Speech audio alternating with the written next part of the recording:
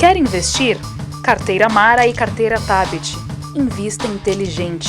Investimentoepi.com.br.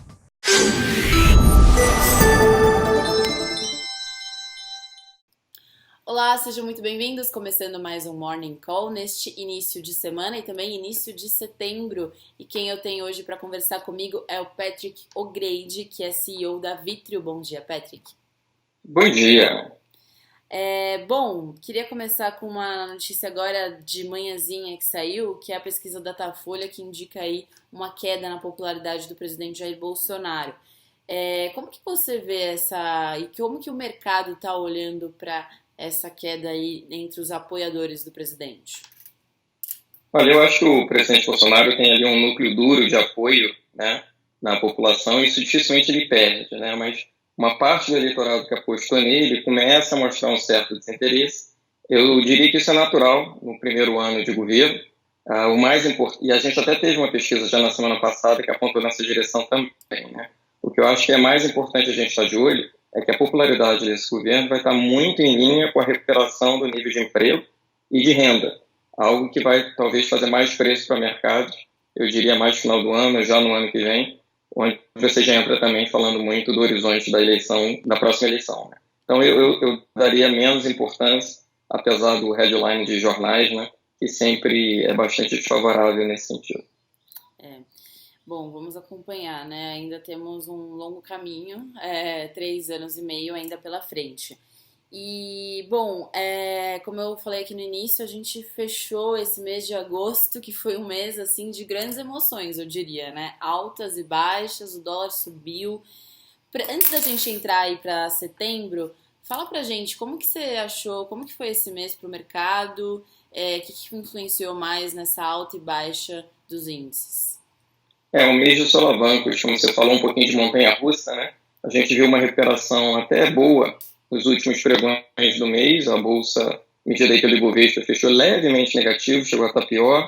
Você tem aí o primeiro mês desde fevereiro em que as taxas de juros mostram alta aqui no mercado brasileiro, né? Todo mundo muito empolgado com esse processo de redução de taxa de juros, e agosto já foi para o outro lado. Uma desvalorização forte do real, né? O dólar avançou aí quase 10%, mesmo com as intervenções do Banco Central, inclusive a venda de dólar físico, né, que foi uma novidade, surpreendeu o mercado, principalmente no que foi feito ao longo da semana passada.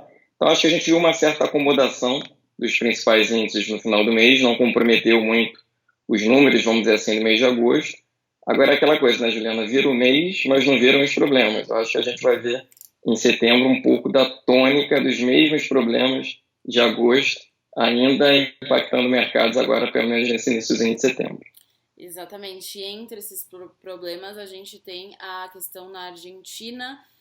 Na semana passada, o governo do Maurício Macri pediu ali que se fosse estendido o prazo para que eles pagassem as dívidas com o FMI e também as dívidas internas. Como é que está a situação por lá, hein? Olha, segue piorando, né? Como vocês sabem, a gente tem as eleições agora chegando.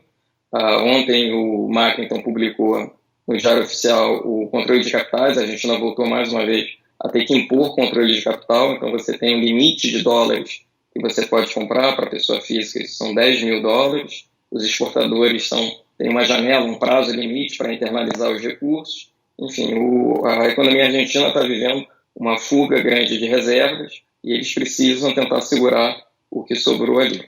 Dentro dessa proximidade de eleição, o candidato que está em tese liderando as pesquisas e oposicionista, já aproveitou e botou a boca no trombone, culpando o FMI e dizendo que, se eleito, ele vai, inclusive, ter que adotar um programa forte de estímulo ao consumo para tentar recuperar a economia argentina. Então, não mudou nada lá. A Argentina está indo para mais um default, né? E vai precisar reestruturar essa dívida, né? E agora, outro problema que continua também, que a gente vai continuar olhando de perto, é a questão entre Estados Unidos e China, né? Começou a valer neste domingo aquela sobretaxa a produtos tanto da China quanto dos Estados Unidos na troca comercial ali entre eles.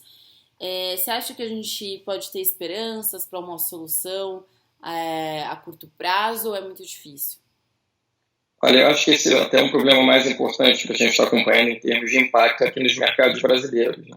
Porque conforme o problema da Argentina vai avançando, esse descolamento para o Brasil vai acontecendo. A nossa situação é bastante diferente do país vizinho com relação a nível de reservas, com relação aos números de conta corrente e tal. Já nessa questão da guerra comercial, eu acho que essa é apenas uma guerra com vários atos, né?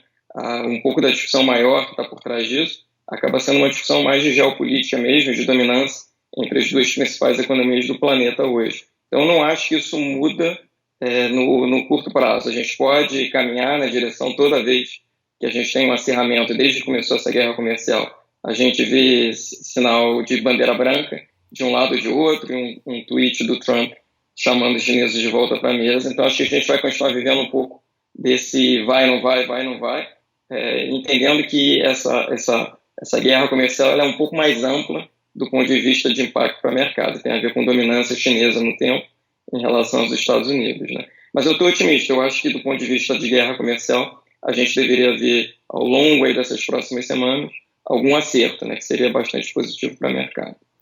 Então, só para a gente concluir aqui um pouco essa parte, entre Argentina e Estados Unidos e China, a gente sofre mais com qual dessas questões?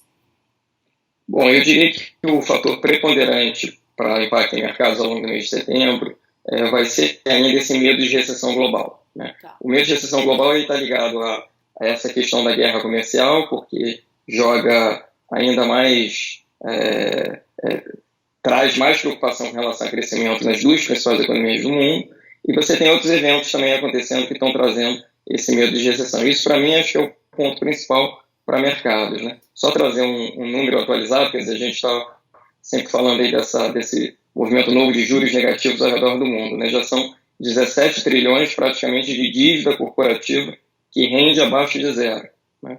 Mais de 1 trilhão desses 17 é de dívida corporativa, ou seja, alguém te paga para correr o risco dos outros, né? Isso tudo acho que tem um impacto bastante importante quando a gente está falando do medo das economias não estarem crescendo, o que os bancos centrais e governos vão precisar fazer. Essa, para mim, é a tônica principal para mercados ao longo do mês de setembro, certamente muito mais do que o que está acontecendo aqui no país de vizinho. E aí qualquer indicador ou índice que seja divulgado e que torne essa recessão mais próxima pode afetar os mercados, né? Bom, agora falando sobre setembro aqui no Brasil, você acha que o Ibovespa, que teve esse mês de agosto aí na tônica desses acontecimentos bastante volátil, consegue recuperar uma parte das perdas do mês de agosto? O que você acha?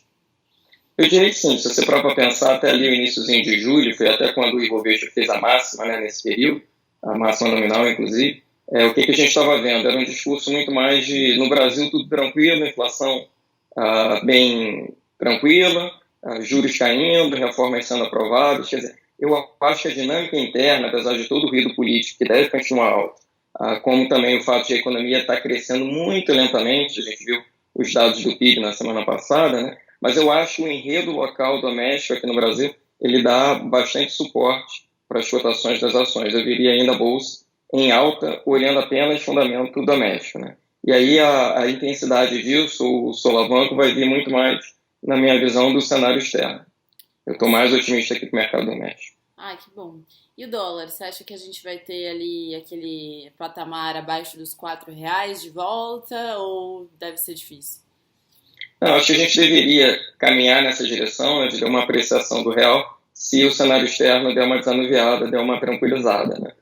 Não vejo muito motivo para a gente ter uma pressão tão forte do dólar se as coisas acalmarem. O Banco Central também está atento para isso, mudou um pouco o mix, né, de instrumentos que ele está usando. A gente tem agora no comando do Banco Central um cara que é muito experiente de mesa de operação, entende essa dinâmica de mercado, e eu acredito que vai estar usando os instrumentos corretos também, em função da volatilidade que o mercado de câmbio estiver apresentando. Eu acho que a gente deveria, sim, pensar numa apreciação do real se o cenário externo tranquilizar. Os fundamentos locais permitem isso. Tá certo. Legal, Patrick. Obrigada pela conversa e até uma próxima. Prazer estar com vocês hoje. Um abraço. Tchau, tchau. Tchau, tchau.